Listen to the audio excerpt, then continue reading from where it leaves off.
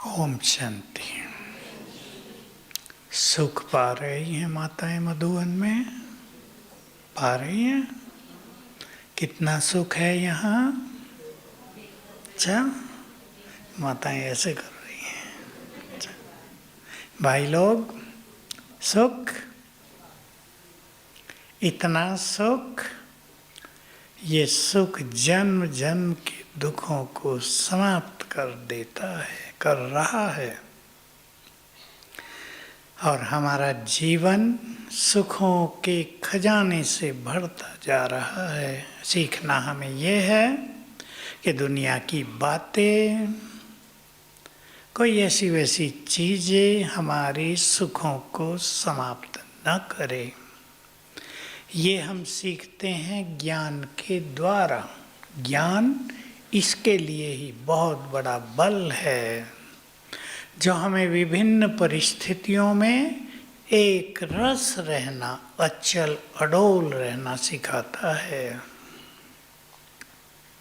बाबा की 2 अव्यक्त मुरलियाँ सुन चुके हैं हम।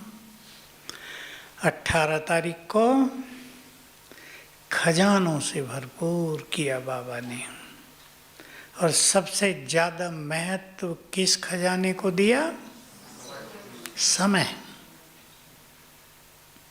आज हम इस पे ज़्यादा चर्चा करेंगे, लेकिन संडे की कल संडे था, कल की मुरली से एक बात जो सबको अनुभव में लानी है।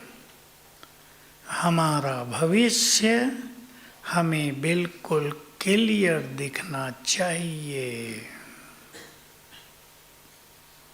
चाहे हम कोई भी पद पाएं, बड़ा या छोटा, लेकिन हम कहाँ होंगे, कैसा हमारा जीवन होगा, कैसे हमारे बड़े घर होंगे, कितनी संपन्नता होगी, भरपूर होंगे।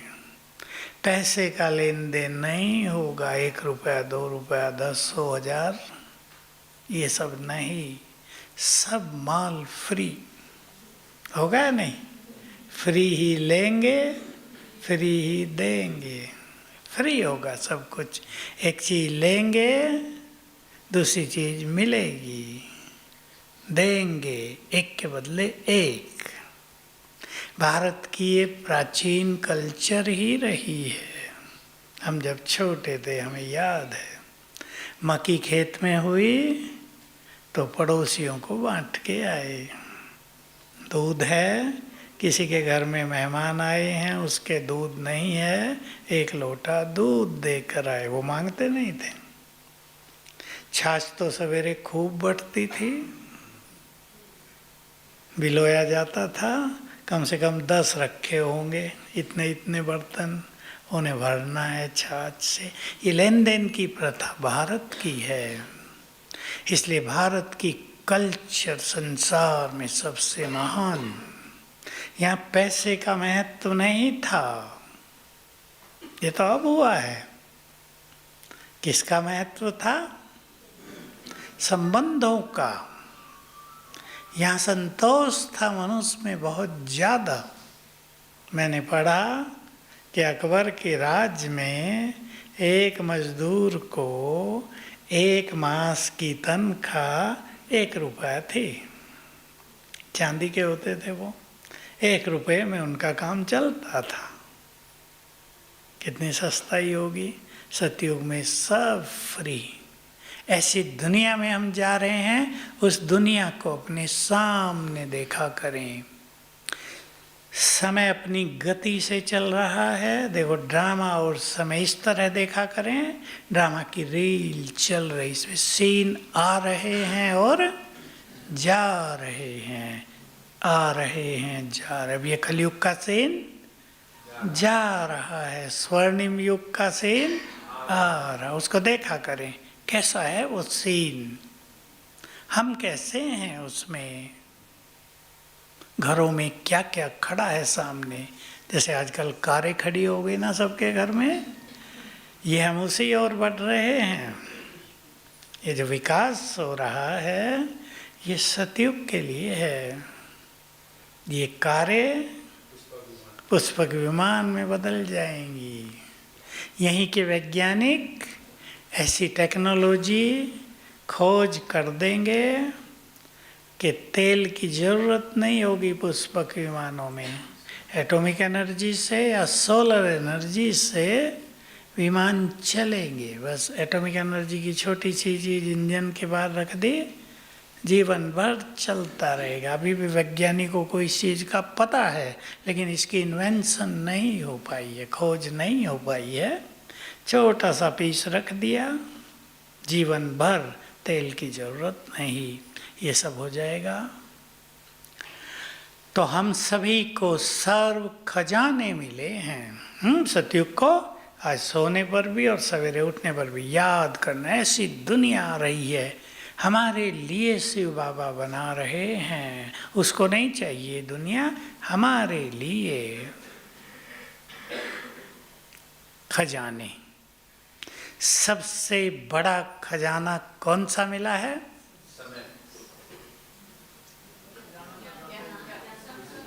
और नजदीक आओ। और स्वयं भगवान मिला है या नहीं? किस किस को मिला?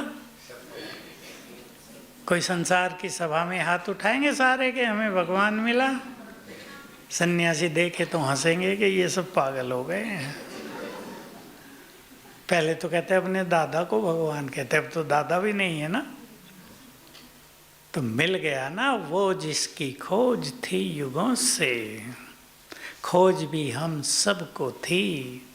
इस मिलन की प्यासी हम आत्माएं थी। क्यों थी?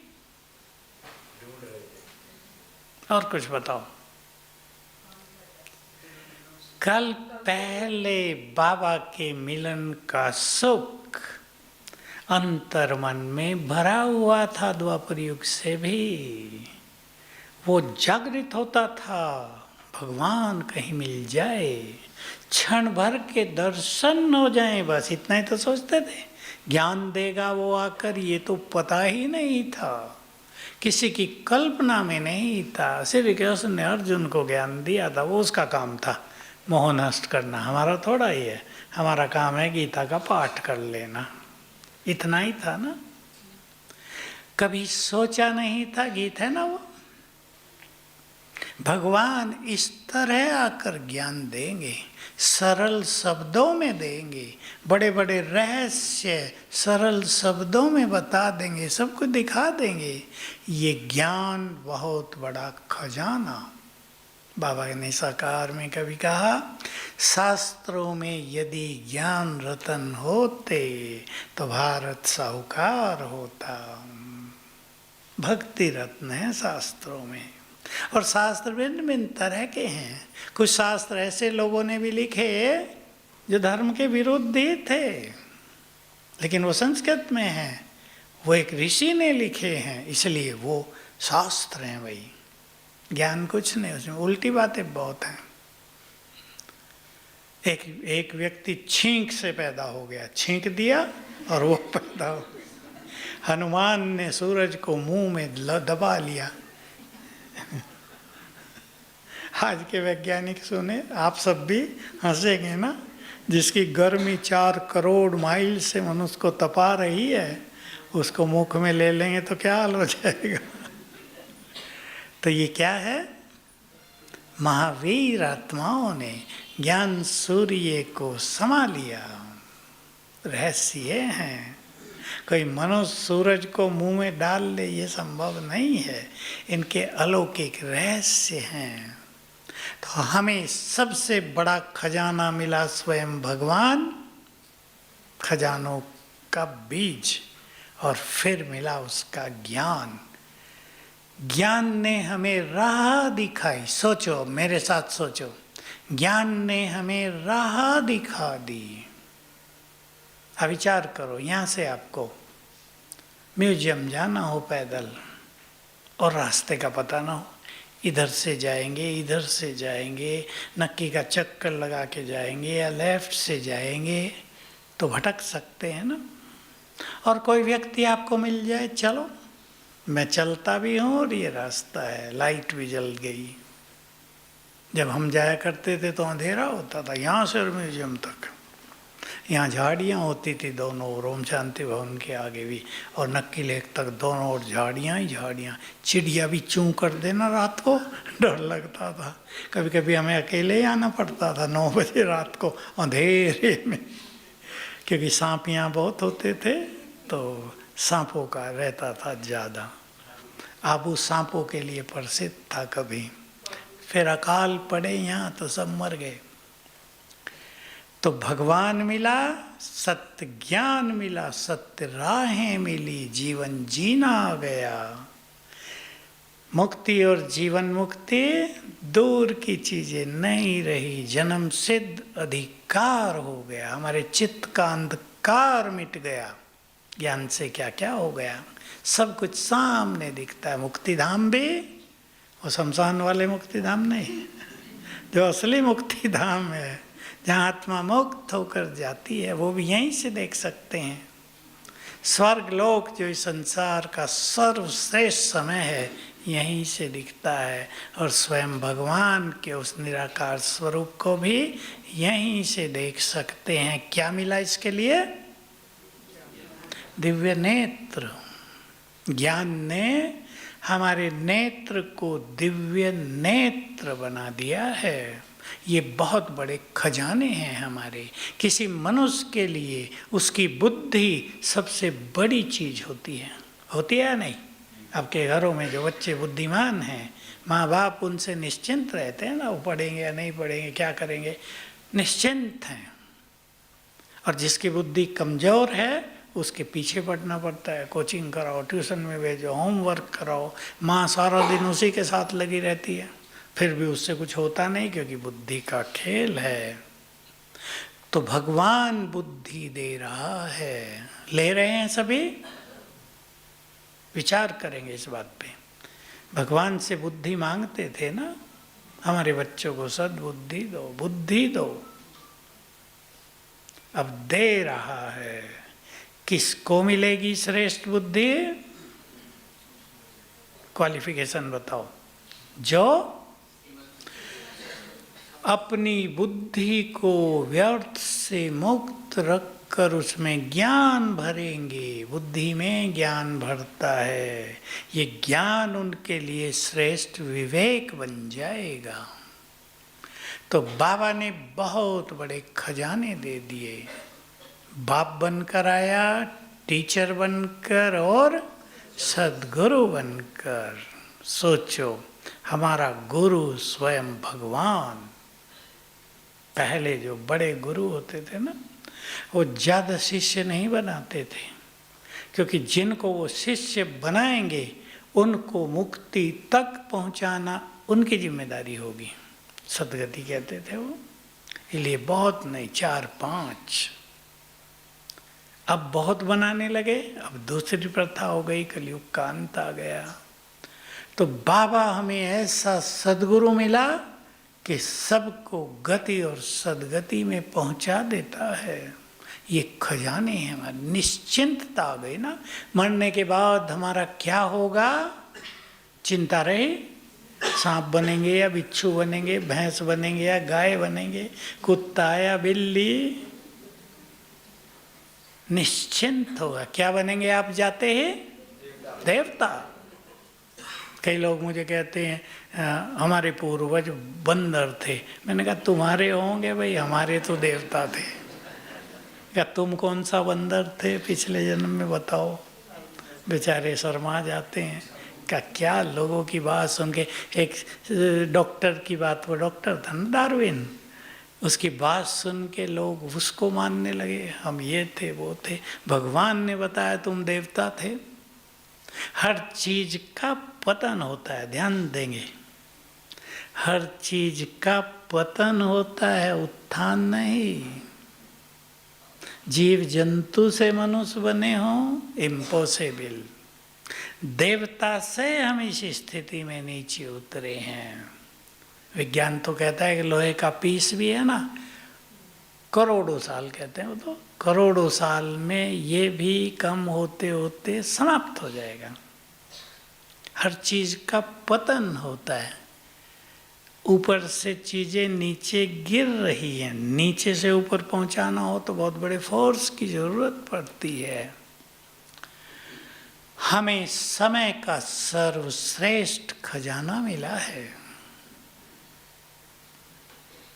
अब सोच लें सभी, हम अपने समय को खजाना मानते हैं या नहीं? खुद सोचेंगे। अगर ये बहुत बड़ा खजाना है तो सब माताओं को अनुभव है। आपके पास कोई हीरो का हार आ जाए, 9 करोड़ का, 9 लाख हार होते थे ना, अब हीरो का 9 करोड़ का आएगा। रोज पहन के बाजार में घूमेंगी या संभाल के रख देंगी? बताओ माताएं। किसी की नजर भी न पड़ जाएगा, कोई चोरी कर ले।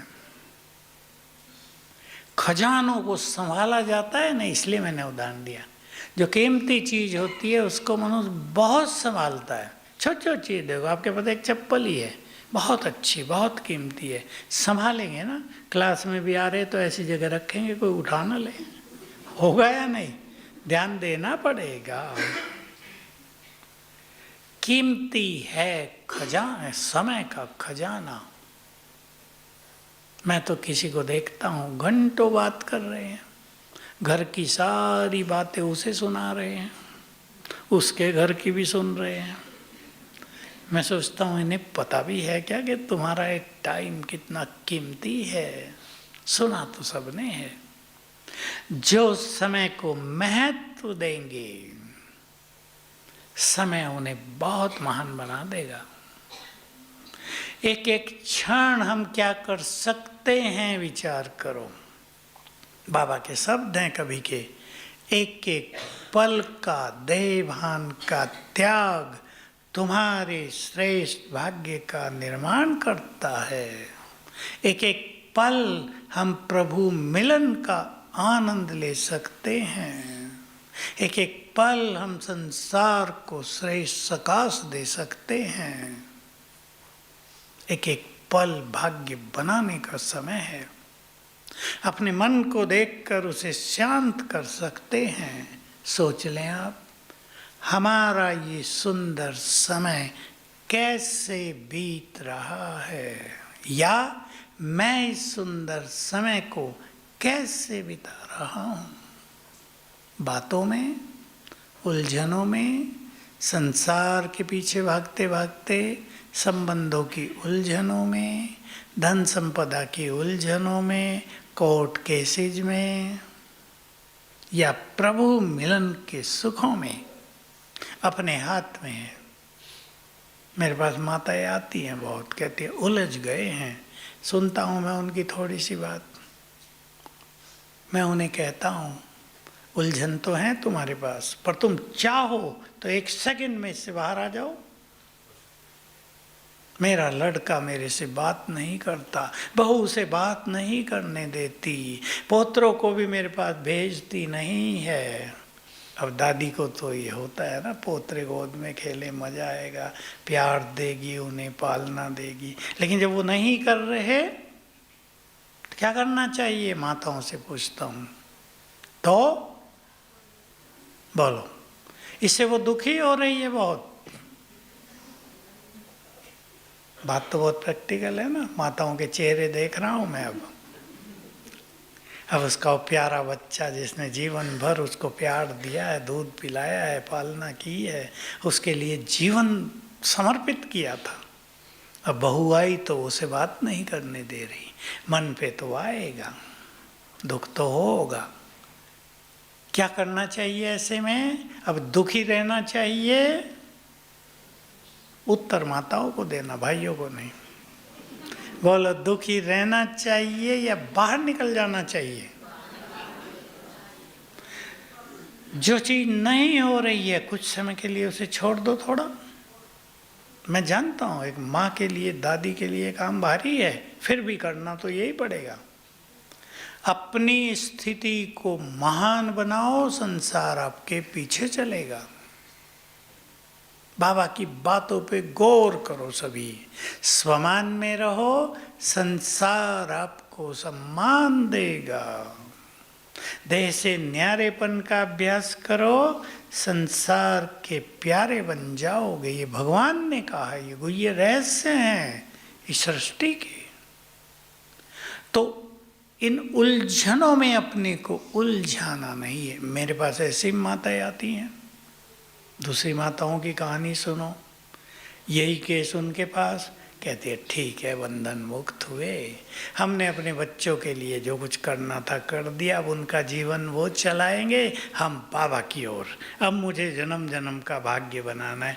मैं देखता रह जाता हूँ माताओं को, इतनी बुद्धिमान माताएं बुद्धिमान होती हैं। पढ़ाई मनुष्य को बुद्धिमान नहीं बनाती, बुद्धिमान तो सद्विवेक बनाता है जो ईश्वरीय ज्ञान से मिलता है। पढ़ाई से डिग्री मिलती है, अहंकार भी पैदा हो जाता है।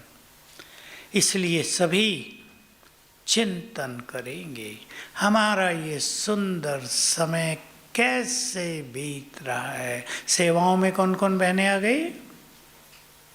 बहुत अच्छा, देखो सारी सेवाधारी माताएं बैठी हैं। आपको चांस मिला ना, यहाँ सेवाएं भी ज़्यादा नहीं है, फिर भी आप आ गए।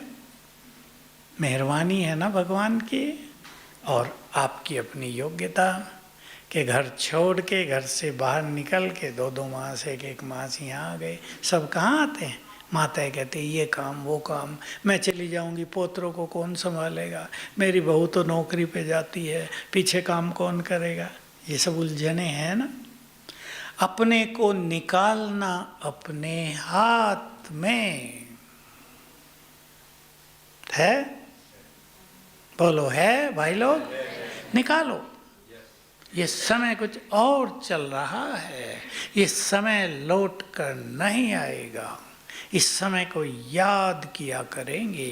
एक समय आया था भगवान इस धरा पर थे, हमारे सम्मुख थे, हमने उनको पहचाना था। लोग तो कहेंगे हमने पहचाना नहीं, हम कहेंगे हमने पहचाना था, हमने उसको देखा था, हमने उसका ज्ञान लिया था। फिर आगे कुछ निगेटिविटी होगी वो आएगी अंदर। हमने वो नहीं किया जो हमें करना चाहिए था, हमने वो नहीं किया जो हम कर सकते थे। कुछ चीज़ें मनुष्य के लिए ऐसी होती हैं जिन्हें वो कर ही नहीं सकता, और कुछ चीज़ें ऐसी हैं जिन्हें हर मनुष्य कर सकता है। तो हमें आज सोचना है, हमें वो कर लेना चाहिए जो हम कर सकते हैं। ठीक बात है या नहीं? बोलो भाइयों। अब माताओं की बारी खत्म हुई, करेंगे, हमें वो सब कर लेना है। चिंतन करो, हम नहीं करेंगे तो कौन करेगा। देखो जिनके पास संपूर्ण ज्ञान हो, आज तक तो ज्ञान ही नहीं था, योग का भी ज्ञान नहीं था। किसी सन्यासी को, किसी आचार्य को, किसी बाहर के योगी को योग का ज्ञान नहीं है। वो तो आसन कराने वालों को योगाचार्य कह देते हैं, योग ऋषि। क्या? प्राणायाम करता है, कराता है। योग की डेफिनेशन तो शास्त्रों में भी है, आत्मा और परमात्मा का मिलन ही योग है। ये शास्त्रों में भी है। लेकिन वो मिलन हो कैसे, उसकी विधि क्या है, ये ज्ञान हम सबको। आज की मूल्य याद है सवेरे की? महावीर जो आत्मा समझ बाबा को याद कर ले, योग युक्त हो जाए, उसके स्वरूप पर स्थिर हो जाए। कहा ना बाबा ने 45 मिनट तुम यहाँ बैठते हो, पर योग 5 मिनट भी नहीं होता। कौन सा योग? बाबा बाबा करना केवल योग नहीं है, वो तो एक संबंध है। परम धाम में बाबा के स्वरूप को देखते हुए उसके पास बैठ जाना, उसके वाइब्रेशंस लेना, उसमें मगन हो जाना। शास्त्रों में, योग दर्शन में बातें हैं, उसके स्वरूप पर इतने तल्लीन हो जाएं कि हम रहें ही नहीं, वही वही रह जाए। और फिर वो भी न रहे, वहाँ तो ये कह दिया ना, इतनी मगन अवस्था, इसको निर्संकल्प समाधि कह दिया। लेकिन ये पता नहीं चला कि वो है कौन, कहाँ। कहाँ के नाम पे तो एक ही बात थी, सब जगह है। सब जगह योग कैसे लगेगा? स्थान चाहिए, रूप चाहिए। उसके स्वरूप पर स्थिर होने के लिए स्वरूप तो चाहिए।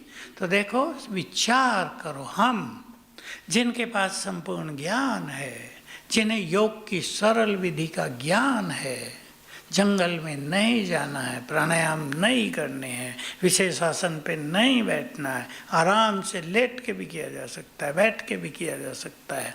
हम यदि योगी नहीं बनेंगे तो कौन बनेगा? बातें करो अपने से। बाबा हमें सब कुछ देने आया है, हम नहीं लेंगे तो कौन लेगा? जिससे भक्ति में मांगते थे, बाबा कहते थे तुमसे तो मांगना भी नहीं आता था। जैसे कोई भिखारी आपके घर आ जाए, उसको मांगना आएगा? कहेगा माता अन्न दो, भिक्षा दो। ये थोड़ा ही कहेगा घर मेरे नाम कर दो, कहेगा क्या? उसको कहना नहीं आएगा। तो भगवान से हमें क्या मांगना है ये भी नहीं आता था। छोटी छोटी चीज मांग लेते थे, उनकी हमें जरूरत फील होती थी। तो चिंतन करो, सुंदर समय हमारे हाथ में है, भगवान स्वयं हमारे हाथ में है, उसका साथ हमें मिल रहा है, वो हमारी पालना कर रहा है, हमारे कष्ट हरने आ गया है, निरंतर मदद देने को तैयार है। हम यदि श्रेष्ठ भाग्य नहीं बनाएंगे तो कौन बनाएगा?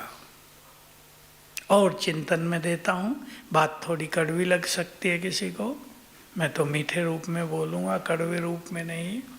जिन ग्रस्त में कोई भी आत्मा जिनके साथ अटक गई है, अटक जाते हैं ना, ज़्यादा मैं कुछ नहीं बोलूँगा, क्या वो हमें सदा साथ देंगे? आज हमारी जाने की वारी आ जाए, शरीर को भी कितना जल्दी उठा देते हैं, जल्दी उठाओ भाई, भूत बन के ना आ जाए। और कई भूत बन के आ जाते हैं, बड़ा तंग करते हैं। एक बहन आई थी कल परसों नीचे शांतिवन में, उसके पति ने शरीर छोड़ा, अब वो भूत बन के वहीं रहता है और अति परेशानी हो रही है। जिससे अति प्यार था वो कष्ट दे रहा है। मैंने कहा तुम उससे बात करो ना, भाई तुम तो इस घर के मालिक थे, हम तो तुम्हारे हैं, तुम हमें कष्ट क्यों दे रहे हो? कहा नहीं, सब भयभीत हैं, बच्चों को तो नींद नहीं आती है। ये है संबंध कलयुग के। तो जिनके पीछे मनुष्य सारा समय और एनर्जी लगा रहा है, क्या वो साथ देंगे? अब सोच लो, इसका अर्थ है नहीं आप उन्हें छोड़ के अलग हो जाओ, कर्तव्य करो अपने, लेकिन साक्षी भी हो जाओ। उनका भाग्य भी तो उनके साथ है, उनका भाग्य उनके साथ है। एक कहानी आई आज ही मेरे पास, अभी अभी मैं भूल रहा हूँ। एक व्यक्ति पिछले जन्मों में राजा था, कोई डाकू था उसके राज में, उसने उसको मार दिया। डाकू को तो मारना पड़ेगा ना, मरवा दिया अपनी सेना से। वो डाकू की पत्नी इससे बदला लेना चाहती थी। अब वो डाकू की पत्नी भी और ये राजा भी दोनों ब्रह्मा कुमार कुमारी हैं।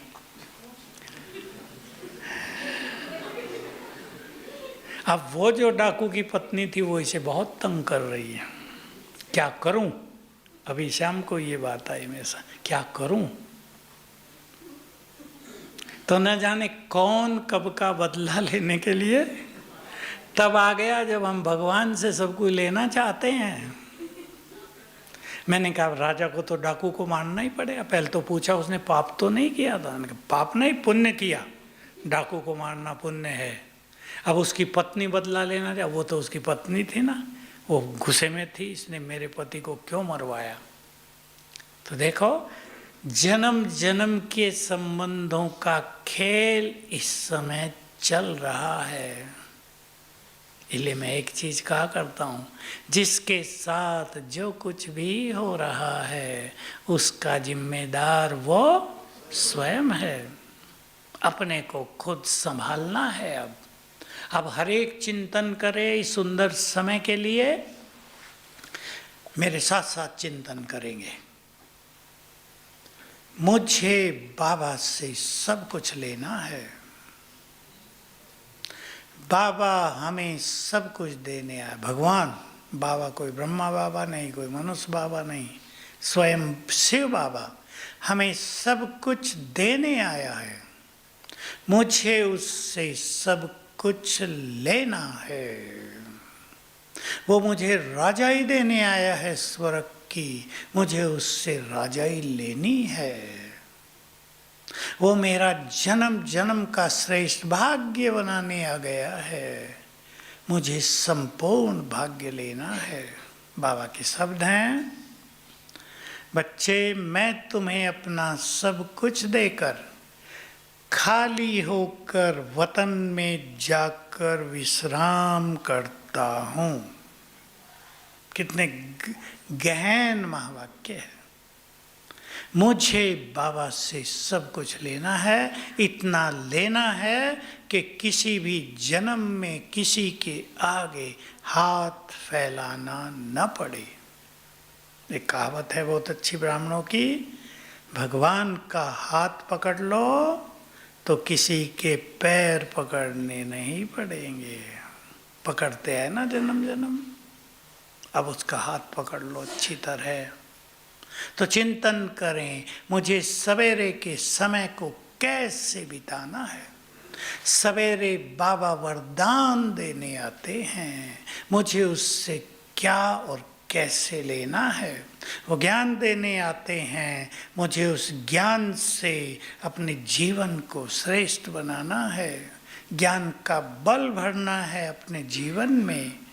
आज तो बाबा कहते हैं ना, ज्ञान स्नान नहीं योग स्नान है, पर ज्ञान बल है बहुत बड़ा। ज्ञान हमारे लिए प्रकाश है जो राह दिखा रहा है। चिंतन करें, जिनसे भी हमारे हिसाब किताब हैं, जो जन्म जन्म का लेने आए हैं, कोई लेने आया है और कोई देने आया है। किसी को क्षमा कर दो, किसी से क्षमा मांग लो। ध्यान देना, बहुत हल्के हो जाएंगे रिश्तों की कड़वाहट। हो सकता है जो आपसे बदला लेने आया है वो आपका बच्चा बनकर आ गया हो, जिसको आपने बहुत सताया था वो आपका पति बनकर आ गया हो, जिससे आपने कर्ज लेकर दिया नहीं था वो पोतरा बनकर आ गया हो। बीमार शुरू से ही, अब लगाओ सारा उतारो, और उतारते ही चल दिए हम तो, रोते भी रहो साथ में। ये हो रहा है कई परिवारों में। इसलिए किसी को क्षमा कर दो, किसी से क्षमा मांग लो, कर लेना 7 दिन ये काम। और जिन्होंने हमें जन्म जन्म मदद की है, ये बहुत सुंदर बात है, जिन्होंने हमें जन्म जन्म मदद की है या नहीं, सबको की, हजारों ने की होगी, उनको सच्चे दिल से शुक्रिया करो और फिर आपके यहाँ गुड फ्रेंड बन जाएंगे। उनके वो संस्कार जागृत होंगे, यहाँ आपको हर कदम पे मदद मिलने लगेगी। तो हम एक बहुत सुंदर समय से गुजर रहे हैं। युग परिवर्तन का समय है, आगे बहुत कुछ हम देखेंगे। क्या कहते हैं बाबा, वो देखोगे जो देखा नहीं जा सकता। बाबा के तो सिंपल शब्द होते हैं, देखना मासी का घर नहीं है। मुझे तो पता नहीं भाई मासी का घर कितना सरल होता है। हम तो बहुत छोटे थे तब मासियाँ बहुत प्यार करती थी, फिर तो कनेक्शन नहीं रहा, हम पढ़ाई में लग गए, फिर इधर आ गए। माताओं को पता होगा, कई मासी बैठी होंगी, वो कितना प्यार करती हैं। सहज नहीं होगा, इसलिए अपने को बहुत स्ट्रॉन्ग बनाने का समय है, ताकि हम रोने वाले नहीं, आंसू बहाने वाले नहीं, क्या बन जाएं। माताएं तो करती हैं ना वो ये काम, आंसू पहुँचने वाले बन जाएं। हम भूखे रहने वाले नहीं, भूखों को भोजन देने वाले बन जाएं। हम प्रकृति से कष्ट पाने वाले नहीं, प्रकृति को अधीन करने वाले बन जाएं। हम भगवान से मांगने वाले, उसको पुकारने वाले नहीं, उसको अपने साथ रखने वाले बन जाएं। उस पर भी हमारा अधिकार हो जाए। सभी चिंतन करेंगे हमें अगले कुछ सालों को कैसे बिताना है। भाइयों को मैं एक चीज़ कहूँगा, अपना पैसा इधर उधर अब ज़्यादा इन्वेस्ट ना करो। कई लोग शेयर मार्केट में लगा देते हैं और कई तो इतने बुद्धिमान होते हैं सारा का सारा लगा देते हैं। बुद्धिमानी है ये? लगाना ही है तो अपने परिवार के लिए रखकर फिर लगाओ। परिवार तो सड़क पे ना आ जाए ना, बच्चों को पढ़ा भी ना सकें, ऐसा तो ना हो जाए। लालच, अति लालच जिसके पास भी हो वो उससे मुक्त हो जाएं। नहीं तो सबसे ज़्यादा कष्ट लालच देने जा रहा है संसार को। बहुत खेल बिगड़ सकता है कभी भी, क्योंकि गृह युद्ध के आसार बहुत तेजी से बढ़ रहे हैं। यूपी में तो कई जगह हो गया 2-3 दिन में ही, और लोग बुरा ही व्यवहार कर रहे हैं। विनाश काले विपरीत बुद्धि का खेल दिखाई दे रहा है कि जरा सी बात पे लड़ने मरने मारने को तैयार। ये नहीं भी, ये तो छोटी सी बात है, खत्म करो। नहीं, क्यों? तो खेल तेजी से बिगड़ेगा। विश्व युद्ध के किनारे संसार आ खड़ा हुआ है। आ गया या नहीं? भाई लोग तो सुनते होंगे ना समाचार, मैं भी कम सुनता हूँ, पर समझ में आता है कि अब ये चिंगारी बुझेगी नहीं, ये बढ़ती जाएगी। और ऐसा नहीं कोई एक दिन में एटम बम डाल के दुनिया को ख़त्म कर देंगे, ये कष्टकारी होगा। अभी आपने सुना होगा ईरान में या लेबनान में इजराइल ने ऐसी टेक्निक का यूज कर दिया था, पता नहीं फ़ोन उठाएं तो विस्फोट हो जाए। क्या क्या हुआ था? पेजर। हाँ, तो कहा ऐसा कर देंगे बाथरूम जाने से भी डरें, फ़ोन उठाने से भी डरें, घंटी बजी कहीं विस्फोट ना हो जाए। इजराइल के कमांडर ने बोला अभी तो हमने 20% टेक्नोलॉजी का यूज किया, 80% हमारे पास बाकी है। ऐसा कर देंगे भयभीत हों, बाथरूम में जाने से भी डरें, फ़ोन उठाने से भी डरें, बिजली का स्विच ऑन करने से भी डरें, विस्फोट हो जाएगा। भय पैदा होगा ना, तो ऐसा नहीं विनाश फटाफट हो जाएगा, सजाएं देकर जाएगा, विक्रम विनाश करा के जाएगा। इसलिए इस समय पर सभी को बहुत पावरफुल बनने की ज़रूरत है। अपने को बार बार याद दिलाया करें, ये समय दोबारा नहीं आएगा। एक एक दिन जो बीत रहा है वो दोबारा नहीं आएगा। हमारे लिए समय वरदानी बनकर आया है, लोगों के लिए विनाशकारी होगा और हमारे लिए आनंदकारी वरदानी समय। बाबा के बच्चे अतीन्द्रिय सुखों में डांस करेंगे, जो बाबा का स्लोगन है ना सिंधी में, मिरवा मौत मलू का शिकार। मिरवा माना हिरण, वह एक शिकारी हिरण को मारता है, हिरण की मौत होती है, शिकारी को शिकार मिलता है, वो आनंदित होता है। तो अपने को ज्ञान से भी भरपूर करेंगे, साक्षी भाव अपनाएंगे। और मैं एक बात जो बार बार सबको सिखा रहा हूँ, मैंने भी सीख ली है और सीखनी है सबको रोज रोज, जो हो रहा है नहीं अच्छा नहीं होगा तो बहुत खराब। रोज सोचेंगे आने वाले समय में, चलो मैं दूसरा शब्द बोल देता हूँ, जो होगा वही तो होना है।